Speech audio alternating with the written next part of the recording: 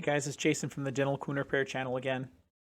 All right, here we are, third video, and we are about to get through the rest of the introductory part of the Apollo Oil Lubricated Air Compressor instruction manual. We are to the warranty page, and I'm tempted to kind of fly through this really quick. However, I think it's a good idea to just kind of look at this warranty a little bit and try to understand what does the warranty actually do for the manufacturer, as well as what does the warranty offer for the customer. So let's just go ahead and cover it real quick. The warranty is basically all Apollo by Midmark products.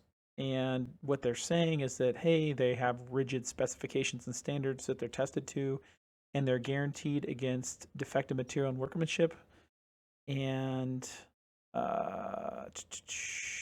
basically, what you would expect to hear here. The obligation under the warranty is to provide parts for the repair of, at its opinion, to provide the replacement product, excluding labor.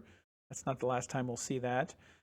All special, incidental, and consequential damages are excluded. So if the compressor breaks something, that's not included in the warranty. And they won't issue credit for replacement without attempting to correct the problem in the field. Basically, you have to give, let's see here, written notice of a breach. The warranty does not cover damage resulting from improper installation or maintenance, accident or misuse. Meaning, this is interesting because I have seen some things that are installed all kinds of backwards by large companies. So this is kind of scary because your unit might not be warranted if it's not installed correctly. The warranty does not cover damage resulting from cleaning, disinfecting, or sterilization chemicals. All right, so things that you can do to the unit could actually break it. I don't know what that'd be with a compressor. And basically, if you don't follow the instructions provided by Apollo, that could void the warranty. And here it says all warranty repairs must be done by authorized dealers. Typically, whoever you buy equipment from would be the one to provide the warranty. And then this is interesting. Labor charge not included there, and also labor charge not included there. So when you buy equipment, you might be expecting that if there was a warranty issue with the equipment that you would have the labor covered, and that's not necessarily the case. And here are some vacuum things that are listed. Replacement parts and accessories. This seems like a lot of vacuum stuff, but maybe this would be the only one, like 90 days. And replacement parts covered under the remaining warranty of the unit are replacing or 90 days from the date of shipment, whichever is the longest.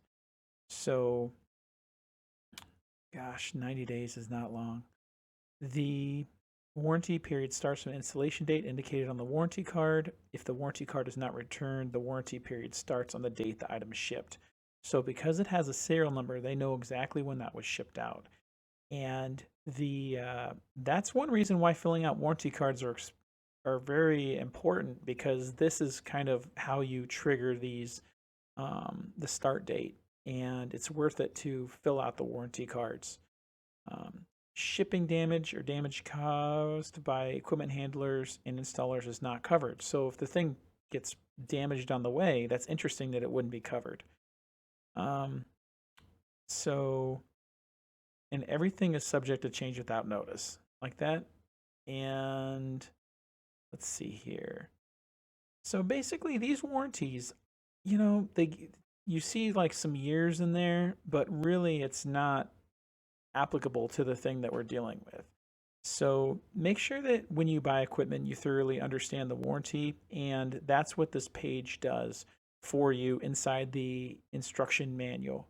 So that is the final thing that we have to look at prior to getting into the operation troubleshooting portion of the manual.